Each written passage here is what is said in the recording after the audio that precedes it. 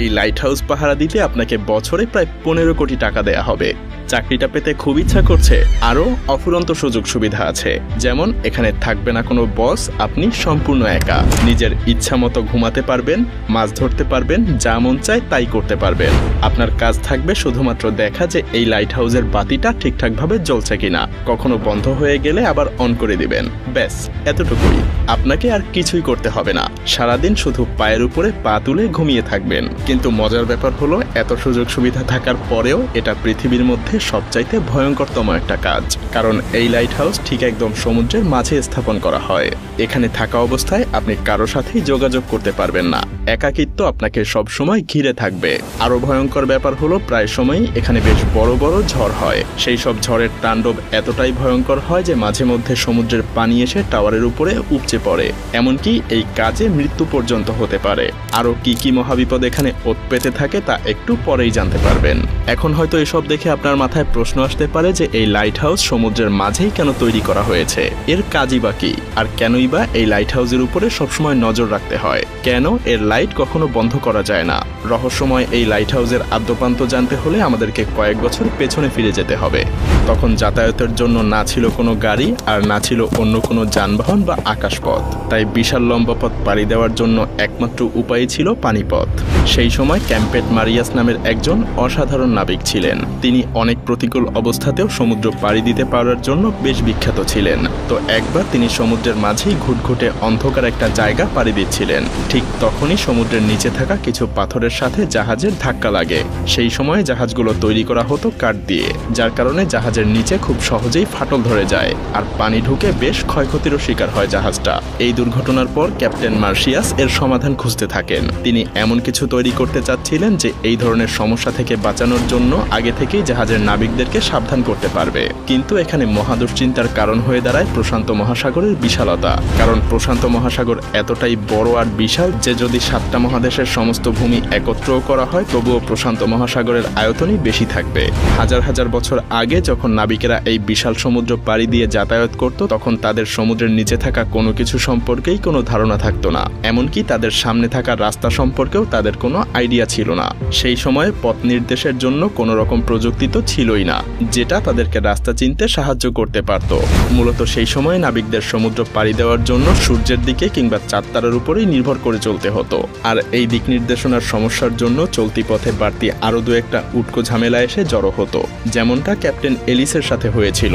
একবার captain Alice তার নাবিকদের সাথে প্রশান্ত মহাসাগর পাড়ি দিচ্ছিলেন। তো একদিন রাতে হঠাৎ করে ঝড় শুরু হয়। পুরো আকাশ ঢেকে যায় কালো মেঘে। আকাশের সব তারাও মেঘের নিচে ঢাকা পড়ে যায়, যার কারণে প্রচন্ড ঝড়ের মধ্যে তারা রাস্তা হারিয়ে ফেলে। যখন সকাল হয় তারা দেখতে পায় বিশাল সমুদ্রের মাঝে তারা হারিয়ে গেছে।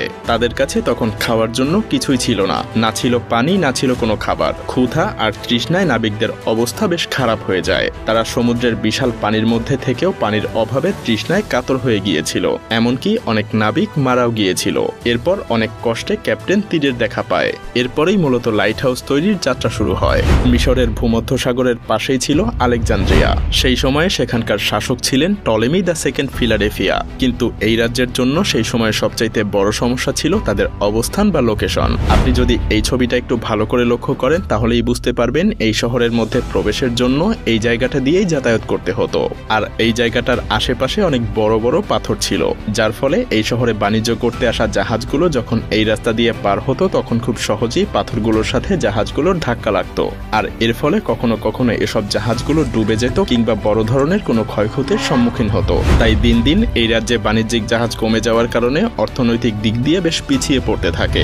টলেমি তখন তার রাজ্যকে রক্ষা করার জন্য সেই সময়ের সবচাইতে বিখ্যাত আর্কিটেক্ট সস্ট্রাসাস অফ সিনিডাসের কাছে ছুটে যান। তার কাছে এই সমস্যা থেকে মুক্তির জন্য প্রার্থনা করেন। দুইজন মিলে তখন একটা আইডিয়া বের করেন। পানির উপরে তারা এমন এক দুর্গ গড়ে তুলবেন যার উপরে থাকা আলোকরশ্মি সমুদ্রে থাকা জাহাজগুলোকে গাইড করবে। সেই সাথে এটা পানির নিচে থাকা পাথরের ব্যাপারেও আগে থেকেই সাবধান করতে থাকবে। সেই পরিকল্পনা অনুযায়ী সস্ট্রাসাস কাজ শুরু করে দেয়। কিন্তু তখনও তিনি ভাবতে পারেননি যে তিনি যা করতে চলেছেন সেটা একসময় পুরো পৃথিবীতে অন্যতম একটা সৃষ্টি হয়ে উঠবে, যা পুরো পৃথিবীতে আলেকজান্দ্রিয়ার বাতিঘর নামে পরিচিত হয়ে উঠবে। আলেকজান্দ্রিয়ার সেই বাতিঘরের উচ্চতা ছিল 384 ফুট। এটা পুরোটাই বানানো হয়েছিল সাদা মার্বেল পাথর দিয়ে। এই লাইট হাউসের মাথার উপরে সেই সময় প্রতিনিয়ত আগুন জ্বলতে থাকতো, যার জন্য সবসময় এখানে তেল আর কাঠের যোগান দিতে হতো। এমনকি এই বাতিঘরকে পরবর্তীতে পৃথিবীর 7ম আশ্চর্যের একটা হিসেবেও স্বীকৃতি দেয়া হয়। শুধুমাত্র এই উচ্চতার জন্যই এটা বিখ্যাত ছিল না, সেই সাথে ছিল এর অসাধারণ ডিজাইন। মূলত সস্ট্রাসাস সেই সময় আলোর রশ্মি বা তীব্রতা ছড়িয়ে দেওয়ার জন্য আয়না আর লেন্স দিয়ে একটা ডিজাইন তৈরি করে, যাতে করে এই বাতিঘরের আলো অনেক দূরে থাকা জাহাজের নাবিকদের পথ দেখাতে পারে। তো সেই সময়টাতে যখন এই বাতিঘর বা লাইট হাউসের নির্মাণের খবর ছড়িয়ে পড়ে, তখন নাবিকেরা যেন স্বস্তির নিঃশ্বাস ফেলে, কারণ এখন আর আলেকজান্দ্রিয়ায় আসার পথে তাদের আর পথ ভুল হবে না, পাথরের আঘাতে জাহাজও ভেঙে যাবে না। এভাবেই বাতিঘরের আইডিয়াটা পুরো পৃথিবী জুড়ে ছড়িয়ে পড়তে থাকে। যদিও প্রথমে এই বাতিঘরের ব্যবহার সমুদ্রের মাঝে শুধুমাত্র জাহাজ সাবধানে চলাচলের জন্যই তৈরি করা হতো, কিন্তু সময়ের সাথে সাথে বাণিজ্যিক জাহাজের সংখ্যা যখন বাড়তে থাকলো, তখন সমুদ্রের যেসব জায়গায় পাথরের উচ্চতা সমুদ্রের পানির উচ্চতার কাছাকাছি কিংবা যেখানে অনেক বেশি পাথর থাকে, যেগুলোর সাথে খুব সহজেই জাহাজের ধাক্কা লাগতে পারে, সেসব জায়গাগুলোতেও তখন বাতিঘর বা লাইট হাউস তৈরি হওয়া শুরু হয়। যদিও প্রথম দিকে লাইট হাউসে সবসময় আগুন জ্বালানো হতো, কিন্তু এটা ঠিক ততটাও ভালো আইডিয়া ছিল না, কারণ এর জন্য সবসময় কয়লা বা জ্বালানি কাঠের যোগান রাখতে হতো। তখন অবশ্য এটা ছাড়া আর কোনো উপায়ও ছিল না। এরপর মোমবাতি কিংবা ল্যাম্পের ব্যবহারও করা হয়েছিল, কিন্তু আগুনের আলোর রশ্মি তো আর খুব বেশি দূর যেতে পারতো না। ঠিক তখনই আবিষ্কার হয় বৈদ্যুতিক বাল্বের। লাইট হাউসগুলোতেও আগুনের পরিবর্তে বৈদ্যুতিক বাল্ব ব্যবহার করা শুরু হয়, কিন্তু তারপরেও এই আলো খুব বেশি দূর যেতে পারতো না। এর কারণ হলো লেন্সগুলোকে বাল্বের পেছনে লাগানো হতো। তখন সেই সময়ের বিজ্ঞানীরা আবিষ্কার করেন যদি লেন্সকে সামনে বসানো হয় তাহলে আলো আরো বেশি দূর পর্যন্ত পৌঁছাতে পারবে, কিন্তু সেই লেন্সগুলোতেও বেশ সমস্যা ছিল, কারণ তখনকার লেন্সগুলো ছিল খুবই মোটা। আর ঠিক তখনই ফ্রান্সের একজন বিজ্ঞানী ফ্রেসনেল তার বিশেষ এক ধরনের লেন্স আবিষ্কার করেন। তার বানানো এই বিশেষ লেন্সের মধ্যে দিয়ে আসা সমস্ত আলো সরাসরি গিয়ে একটা পয়েন্টে মিলিত হতো, যার ফলে আলো খুব সহজেই নির্দিষ্ট একটা পয়েন্টে অনেক দূর পর্যন্ত পাঠানো যেত। বর্তমান সময়ে প্রায় সব লাইট হাউসেই ফ্রেসনেলের সেই লেন্স ব্যবহার করা হয়। লেন্সের এই আবিষ্কার লাইট হাউসকে এক নতুন রূপ দিয়েছিল, যে কারণে এখনো সমুদ্রের বুকে জাহাজগুলো নিরাপদে যাতায়াত করতে পারে। কি লাইট হাউসের ভয়ঙ্কর এই দিকগুলো জানার পরে আপনার বুকের ধুকধুকানি আরো বেড়ে গিয়েছে? হ্যাঁ, আর এজন্যই কোনো স্বাভাবিক মানুষকে এত পারিশ্রমিক দেওয়ার পরেও নির্জন এই লাইট হাউসে থাকতে চায় না, কারণ কেউ কখনোই নিজেকে এই ভয়ঙ্কর এবং নির্জনতার মাঝে হারাতে চায় না।